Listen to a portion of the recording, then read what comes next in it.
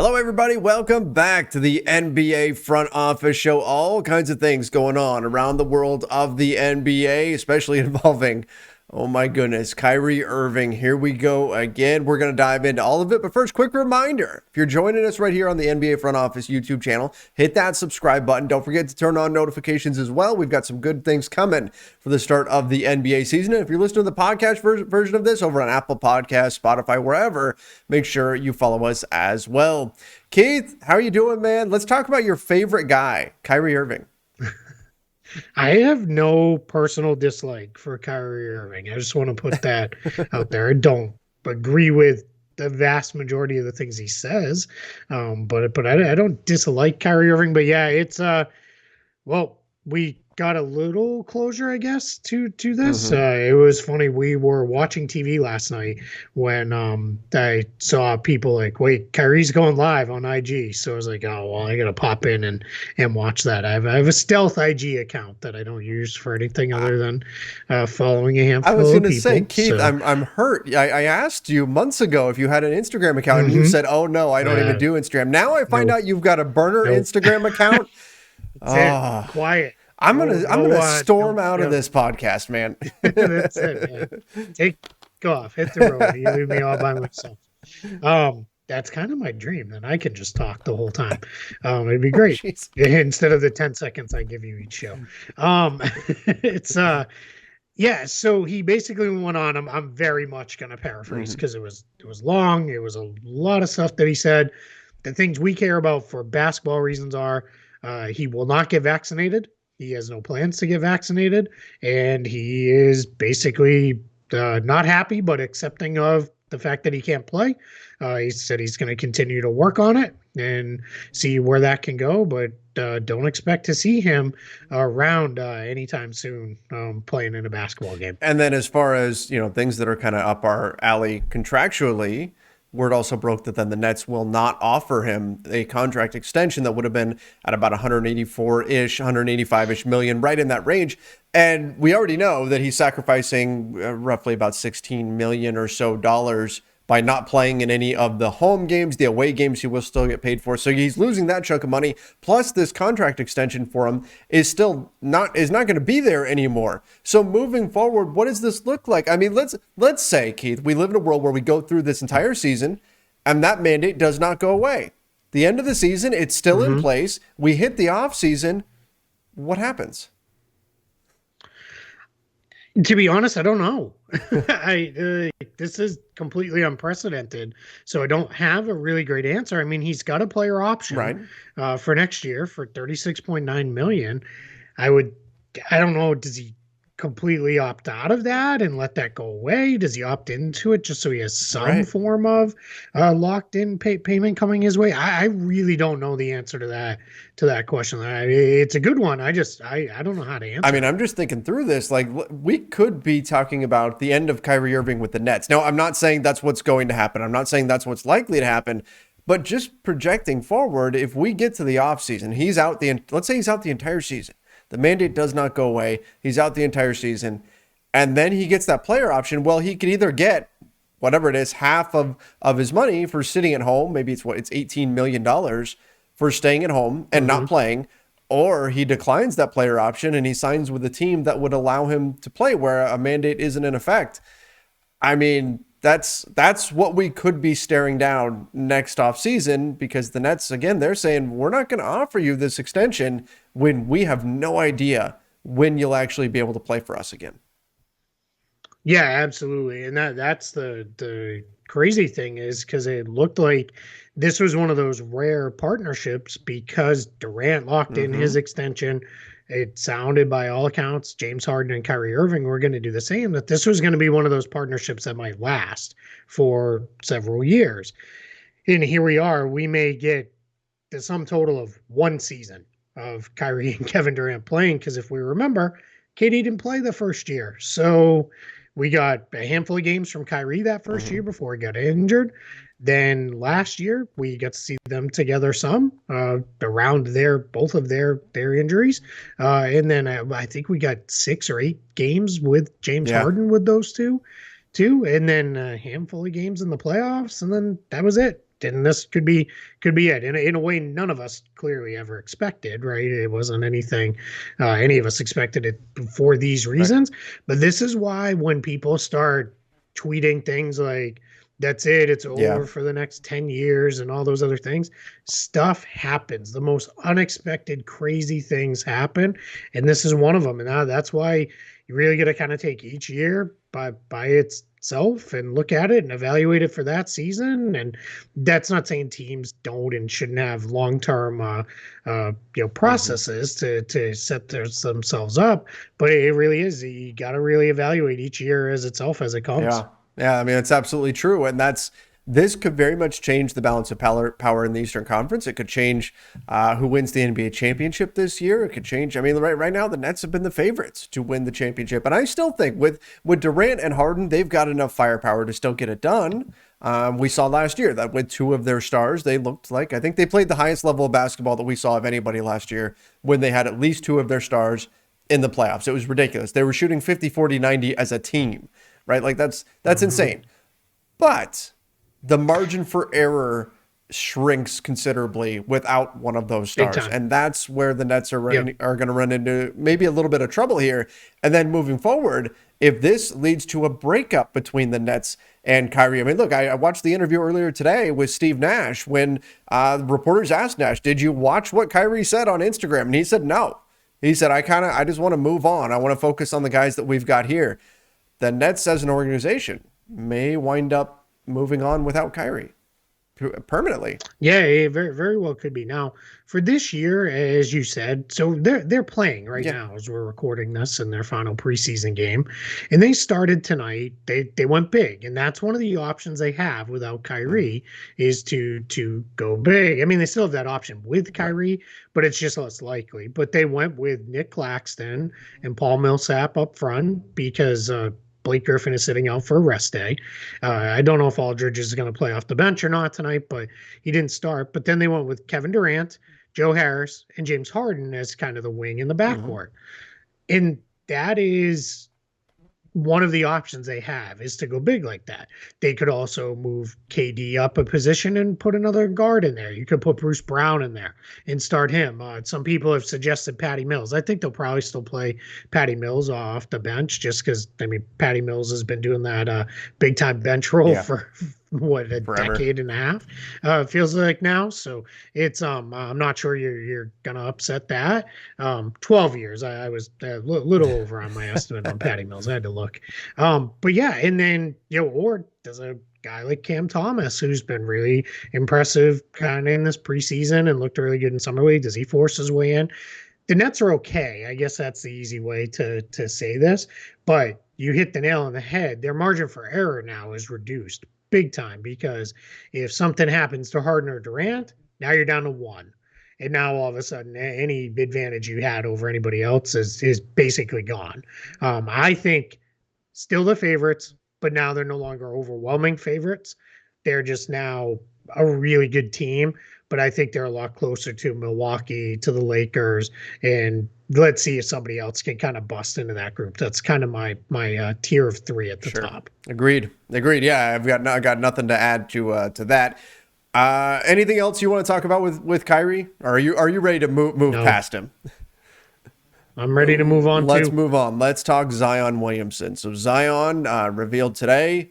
It's going to be 2 more weeks until his broken foot gets reevaluated. That's going to put him out for at least the first week of the regular season. Not great for the Pelicans. I've seen a lot of Pelicans fans as well who are concerned about the physical conditioning of Zion. Pretty hard to keep in shape when you have a broken foot. So even when Zion is come back, even when he's healthy, right, healthy enough to step foot on the floor, it's going to take time for him to get his legs under him again, get back into shape, all of that kind of stuff. So the Pelicans could be off to a rough start. And I want to stress this because this came up in Lakers world quite a bit with Talen Horton-Tucker and Trevor Ariza both. When the word used is reevaluate, that does not mean the player's back at that time. That means that's when they're checking in to see if they're healing properly, and then you're going to get an update from there. So we can't even take this as, okay, well, Zion's back in 2 weeks. He's only missing the first week of the season. The Pelicans may be without Zion for even longer. Maybe they won't. Maybe he turns out he's fine in 2 weeks. But we don't know right now. And a slow start for the Pelicans is only going to add more pressure. Then you're only going to start hearing more about Zion's future. Could he be pried away from New Orleans at some point, right? Those stories are going to keep popping up if they do indeed get off to a slow start.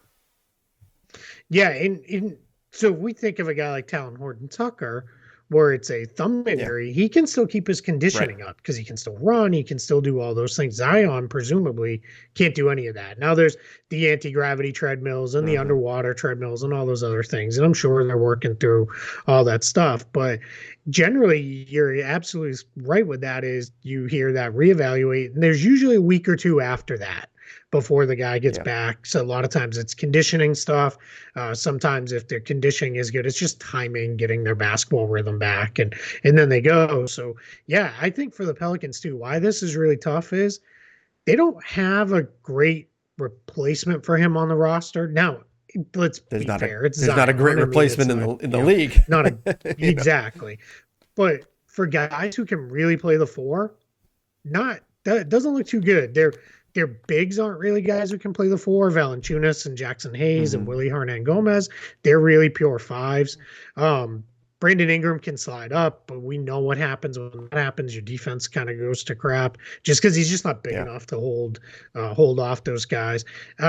Najee Marshall can do some of that, but more of a perimeter-based guy.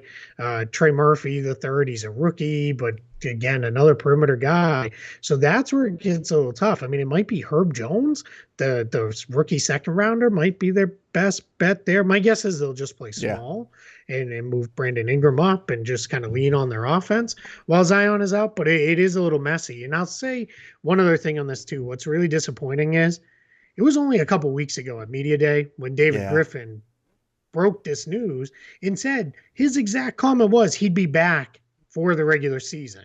So we're all like, all right, well, this sucks that this happened, but we'll see him in a few weeks and he'll start. And now he's saying, well, I said back for the regular season. I never said the start. And it's it's just that to me is very dishonest. There's, I don't know why we have to play these games. There's no competitive balance being achieved here, or even a competitive advantage, I should say, being achieved by holding off on announcing his, injury at this point. So it's just very frustrating. And as you said, it's going to put them in a tough spot. And in the West, I mean, in the East this year too, but in the West, we know you lose ground early on. It's really hard to make up that ground. Now, they almost did it a couple years ago. The bubble season, right? They went in and if that season hadn't paused, they had a super easy schedule. They might have been able to pull all the way back and get into the play-in, or what ultimately ended up the play-in. They might have been able to get into the playoffs, but it's going to be tough if they lose road ground. I haven't looked at their schedule, so I don't know what it shapes up like early, but I wouldn't want to be behind the eight ball to start the season in the West at all. Yeah, and you mentioned the lack of honesty right there with David Griffin. A lot of the reaction when it first came out that he had a broken foot was, when did this happen? Like, he had a broken foot? Why did we just hear about it then instead of when it actually happened? And I'm pulling up the schedule here for New Orleans right now, and here's what they've got. They kick off their season they go 76ers, Bulls, Wolves, Hawks, Kings, Knicks. That's the month of October for them. All right, so not the worst, completely undoable, right? It's not horrible, but I mean, are they put it? Let me ask you this: are they better than Minnesota without Zion? I don't think so.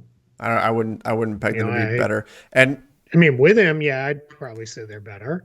And that's not even by a huge amount. I think Minnesota has a chance to be okay this year. So I don't know, man.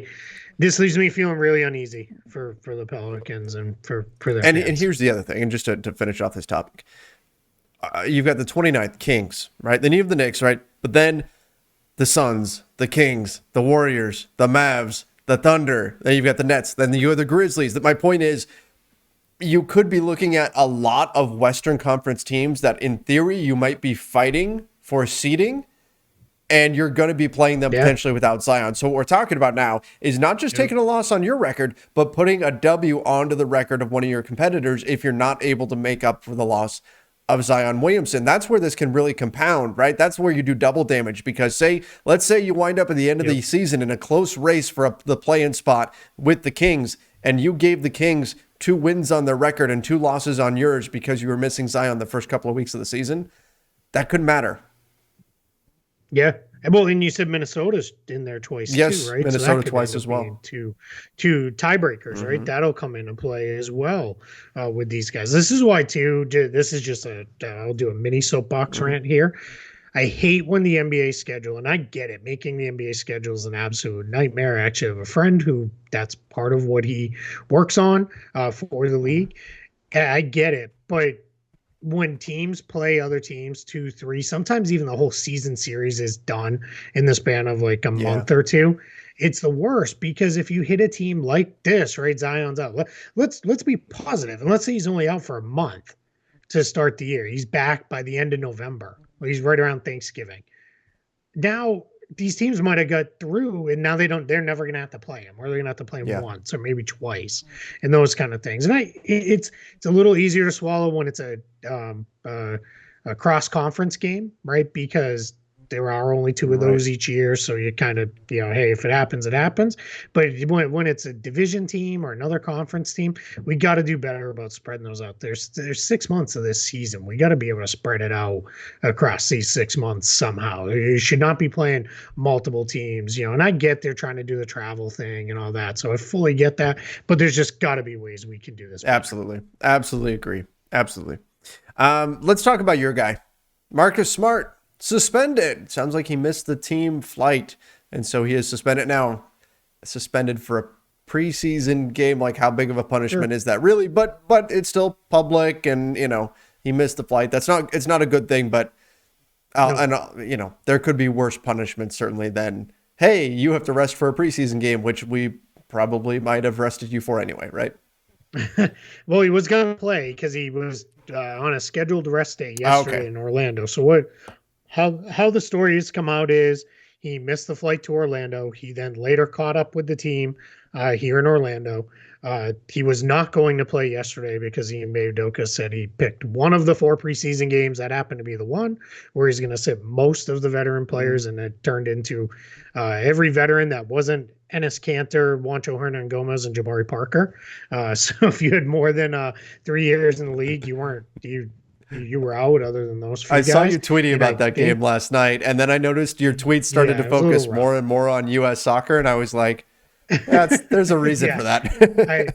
I had 2 screens going. I started to lose a little bit of interest. If anybody reads my takeaways from Celtics blog, there wasn't a lot from the fourth quarter going on in there in that one. So a couple things you can take from this is, one, not a good look for Marcus Smart, good stuff, right? You can't. How do you miss team flights? Like, that's not great. The second thing I would say is, though, good on Ime Udoka, because this would have been very easy to say, hey, don't let it happen again. If it was a regular season game, it could have cost us a game, blah, blah, blah, blah, blah. But he didn't. He basically saying, hey, we're going to suspend you. You're going to lose a little bit of money here because you're going to lose a game check for being suspended, and off we're going to go. So now the bigger concern right now for the Celtics is Jaylen Brown and Al Horford.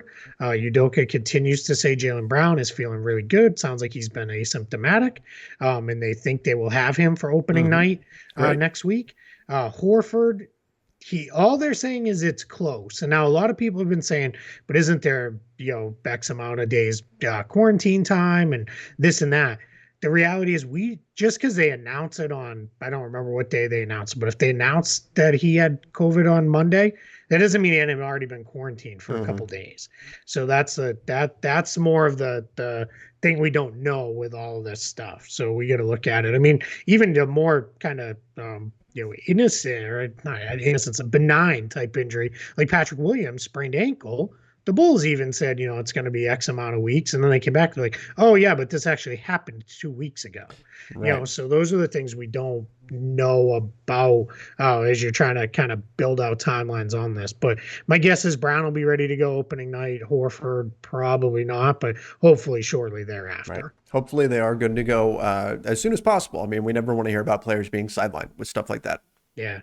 Yep. Terrence Mann, Keith, you had some numbers on the Terrence Mann extension. We talked about that the other day. Yeah. It's a pretty good deal and a pretty straightforward numbers wise. I was looking over what you put out there. Yeah, so what happened with Terrence Mann is, just to clear this up, because there was a little bit of confusion about this where people weren't, I don't think, fully following what happened, because it was a little unique. So he opted into it, or the team opted him into his team option for next season, the 22-23 season, at 1.9 million. That was the final year of his multi-year minimum contract deal that he signed. Then they're adding 2 years on top of that at 10.6 million and 11.4 million. That's how you get to basically 22 million total. That's what he'll be on for those 2 years, both years fully guaranteed, no options, no guarantees in there, nothing like that. It's all fully guaranteed, no bonuses, any of that. So good deal for Terrence Mann. We already talked about his impact there, but the official numbers are now out, and the Clippers are did well with locking him up to what is essentially, by the time we get into those years, a few years from now, that'll essentially be the mid-level. And I mean, this could wind up being a steal, right, for them, based on his trajectory so far. And he's impressed. And who knows, he might level off, he might keep going up and become this quasi-star level player. I mean, you never know with these guys, right? But we're talking about them paying him that money, not this year, not next year, the year after that. 2 years from now, that's when this kicks in. So we're not thinking about, I mean, you could make the argument that as he is right now, he might be worth that money, right? Based on what we've seen from him. 2 years from now, in theory, he'll have continued to improve and he could then be a bargain on that contract. Yeah, absolutely. Yeah, it very, very much could be. That's the thing too. You got to kind of consistently be reframing these deals when you start seeing things like, really, 10.5 million for Terrence Mann. He was a role player, but when you look at it, if he continues to grow and improve, that's mid-level money, and he's gonna get that from somebody if he's that good, because he's a wing who can play. He can do a lot of different things with the ball in his hands. I think people forget too, Terrence Mann had a little bit of a slow start in the NBA because he was drafted in the second round, but he did a lot of stuff at Florida State with the ball and all this. So if people who watched him play quite a bit in college, they're not quite as shocked as how well he has played to this point. Yeah, he's really been good. And like I said, from what we've seen in preseason so far, he's been the guy to kind of take over for Kawhi Leonard. Not that he's replacing Kawhi or anything like that, but he's been absorbing some of that volume in terms of the offense. So I bet he starts. Yeah, I think he does. Because I don't think they want to start Bledsoe and Jackson together, as a lot of people thought. I think it's just too small and not enough defense in that backcourt. So not that Bledsoe's a bad defender, but his defensive effort kind of comes and goes. So I think Mann's going to lock in that starting spot. Maybe not opening night, but probably within a few weeks. I agree, and I think that he's got a shot to go the distance. Sorry, had to do it. All right, that was a Field of Dreams joke for anybody out there that is too young to remember that movie. Look it up. Armani Brooks signs a 4-year deal with the Houston Rockets. Thoughts on this one? So far, all we know, from what I've seen, is that the first year's guaranteed. There are guaranteed dates on the following years. So there's some partial guarantees in here, potentially some non-guaranteed money as well, which makes sense. But what do you think? The Rockets locking him up for 4 years? Potentially. All right, if you're watching Front Office Show, you're going to put up with some cap nerd stuff here. And this was fun. That's what they're here for. Right. That's why you're here. This was fun what the Rockets did with this whole process. So Armani Brooks was on a 2-way contract with the Rockets last year. They signed him this offseason to a camp deal, which was a non-guaranteed contract, which had the ability to be converted to a two-way deal. So what happened here was, you cannot take a player from a camp contract and sign them to a new contract. It's not allowed. So what they would have had to do was they would have had to waive Armani Brooks in that situation, expose him to waivers. This guy actually played pretty well too. I know a lot of people probably weren't watching the Rockets at the end of last year, but he averaged 11 points per game down the stretch of the season, and he can shoot the crap out of the ball. So good chance he would not have made it through waivers. Somebody probably would have claimed him. 56% from three so far. I'm sorry to interrupt there, but 56% from three so far in preseason. Not sustainable, obviously, but the dude can shoot. Yeah, he's going to be a guy who's in the 40s if he gets consistent minutes in the NBA. So what they did to avoid that process was they waived a two-way player, Tyler Bay, which opened a two-way spot. Then they convert Brooks to a two-way. I'm getting really excited. I like this. Then now Brooks is on a two-way. So that happened yesterday. Today, they sign him because you can sign a player from a two-way to a standard contract. So they signed him from the two-way to a standard contract. So it's a couple step process to get around that idea of waiving him and exposing him to being claimed on waivers. So they were able to work through that and around, and that gets him to the Rockets on this 4-year deal. Because it's a 4-year deal and they're over the cap, they had to dip into some of their mid-level exception to do this. But they started the day, they were about $6 million under the tax line. So they'll be now probably about $4.5 million or so under the tax line. So not the end of the world. They should be fine with everything they need to do. What they will need to do though now is they're going to have to eat a fully guaranteed contract because they do have 15 of them. But if we remember Dante Exum, not saying he will be the one for sure, but Dante Exum, his contract is very incentive laden, so they could get out of that for fairly cheaply. And there's been a lot of buzz that it could maybe be Daniel House. Some people are thinking, but there's rumors that they've offered him an extension recently. So we'll see, where this all kind of comes together. But the Rockets, fun little transaction to lock up a guy who this is the kind of guy you should have when you're rebuilding. They had to jump through some hoops in order to get it done, but they did figure out a way to make it happen. And that's, it takes a creative front office sometimes in order to figure out ways to get things done, to bend they didn't even really bend the rules. They played within the rules, but they just had to execute a few things in order to get this done. Speaking of which, we've got the Hornets signing LiAngelo Ball to their G League squad. So that's interesting here, staying with LaMelo Ball. So you've got two of them together. Will they, collect the third Ball Infinity Stone and somehow bring Lonzo aboard at some point? Who knows? But for right now, only if they can also get the Zellers and the Plumlees. I want only brothers. And bring back the other Martin twin. They get the Lopez's. That's right. And there we go. The Lopi. You get a team of Balls, Lopez's, Martins, Plumlees, and Zellers. And let's add in the Morai as well, the Morris twins. True. Let's get them on board. Yeah, I was gonna say they're getting a little old, but so are the Lopez's. Do you know? I know you're not gonna look right now. This is complete aside. What season do you think those two are going into right now?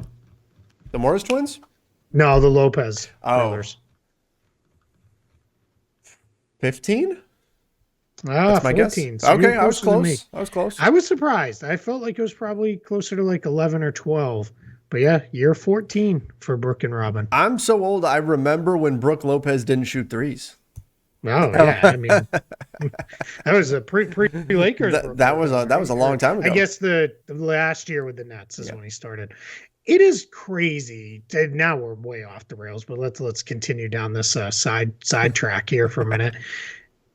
It is crazy to me that Brooke Lopez went from never taking threes, unless it was a late clock bailout or heave, to all of a sudden he started shooting them, and not only that, but making them at a ridiculously high clip. Yeah, like I did that from never taking them to taking mostly threes. It's an unbelievable career transition, and it wasn't like over time. It was like one season. No. He suddenly just went. It wasn't like Jason Kidd, where Jason Kidd at the beginning of his career was like, oh, terrible shooting threes. Eventually got better and better and better. Then by the end of his career, he was mostly taking only threes. It was like Brooke Lopez woke up one day and said, hey, guys, I'm a 3-point shooter. Watch this. And they went, oh, cool. All right. Well, that's what you do now. Right? Like it's amazing. It's crazy. Speaking of shooting, while we're on the Bucks, I'm going to go down another sidetrack. Did you see Giannis last night? I did not. Did you? Oh, go find the highlights. Okay. They're floating around on Twitter. No, wait. I did see that. I did see that. I know what you're talking about. The little move that he put on, and then the pull-up jumper. Yeah, in the jump shot, in the post-up, into the fall-away. Mm-hmm. It's funny. So I'm probably about 3/4 of the way through reading Marin Fader's book, Giannis. It's unbelievable book. Go buy it. It is so good. She crafts such a great story, really good storyteller, really cool interviews that she got to put that book together.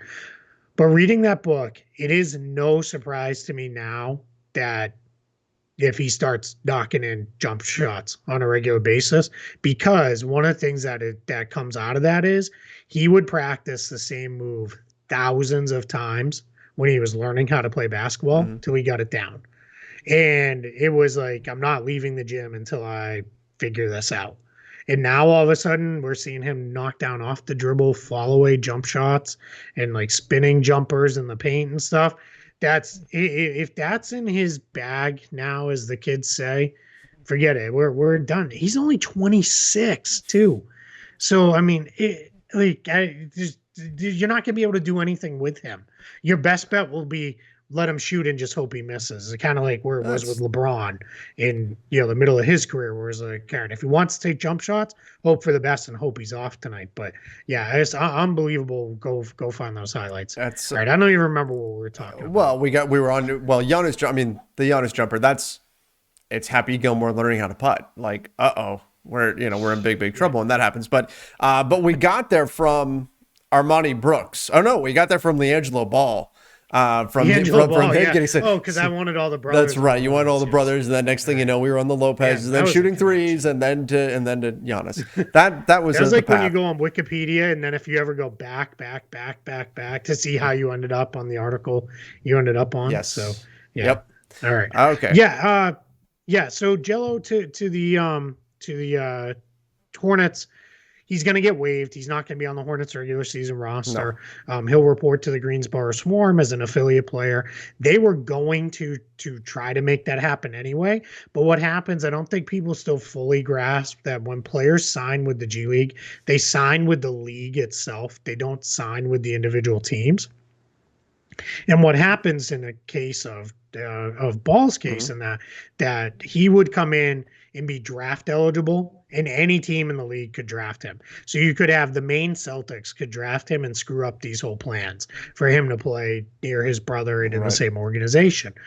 But if you sign a guy, have him at camp, which I know we're going to talk about a little bit to end the show here, you can waive him and then designate him as an affiliate player, and then you get his rights.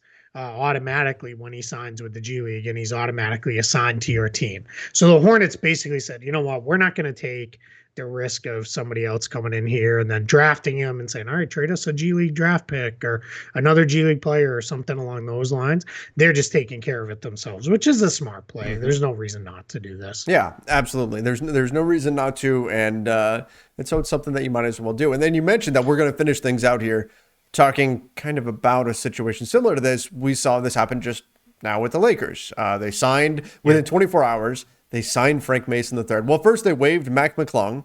Then they signed Frank Mason III. Mac McClung is expected to wind up with the South Bay Lakers. They signed Frank Mason III to an Exhibit 10 deal. And then it wasn't even 24 hours. They waived Frank Mason III. And I was trying to explain this to people that the reason why they're doing that, signing him, is they're getting him on that Exhibit 10 deal, which then gives him a little bit of extra money if he goes to the South Bay Lakers and then stays there for a period of time. I believe it's 2 months. So that's the purpose behind that. We look at that and we go, wait, what? This guy must have just come in and done something terrible immediately and got cut instantly. No, this was all planned. This is just kind of the way you have to play the game in order to get the player where you want them. Yeah, as fun as we kind of like the idea, like he walked in and Frank Vogel called a play and he like rifled the ball off the back of LeBron's head and was like, I'm out of here. Like, dude, that would be funny, but no, that's not what happened here. This is happening all over the NBA. Exactly. And this is the kind of thing right now that is happening all around the NBA. And it's just a sign that the G League is growing in its standing. It's becoming an even greater tool for NBA teams to build out their rosters. We're seeing teams start to pay more attention to their G League affiliates, and they're using it more and more for building out their rosters moving forward. I think that's a great thing, not just for the NBA, but for basketball as well. All right, everybody, that's going to wrap things up for us today. Make sure you do subscribe right here to the NBA Front Office YouTube channel. Don't forget to turn on those notifications as well and like this video. And of course, if you're listening to the podcast version of this, make sure you follow us over on Spotify, Apple Podcast, or wherever it is that you're listening to podcasts. Till next time, stay safe and see ya.